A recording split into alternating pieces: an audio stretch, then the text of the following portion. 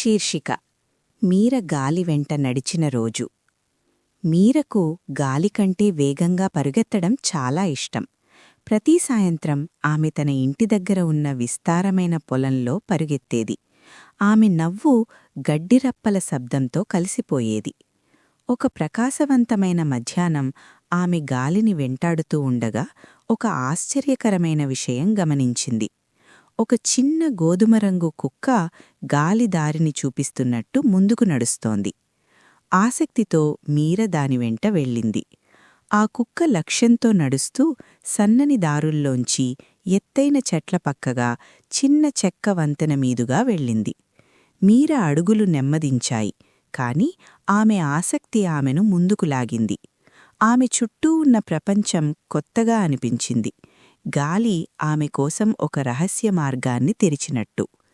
కొంతసేపటికి ఆ కుక్క ఒక నిశ్శబ్దమైన ప్రదేశానికి చేరుకుంది. మధ్యలో ఒక పాత మరచిపోయిన తోట కనిపించింది. పూలు వాడిపోయి నేల పొడిగా కనిపించింది. ఆ కుక్క ఆ ప్రదేశం చుట్టూ తిరుగుతూ తన తోకను మెల్లగా ఊపుతూ సహాయం కోరుతున్నట్టు అనిపించింది. మీర అర్థం చేసుకుంది. ఆమె వీలైనంత వేగంగా ఇంటికి పరిగెత్తి ఒక చిన్న బకెట్లో నీటిని తీసుకొని తిరిగి వచ్చింది. తిరిగి వెళ్ళి నీటిని తోటకు పోసింది. ప్రతి అడుగుతో ఆమె పట్టుదల పెరిగింది. ఆ కుక్క ఆమె పక్కనే ఉండి ఓర్పికగా చూస్తూ ఉంది. రోజులు గడిచాయి. తోట మారడం ప్రారంభించింది. చిన్న పచ్చ మొగ్గలు కనిపించాయి. తరువాత పసుపు మరియు గులాబీ రంగుల పూలు వికసించాయి.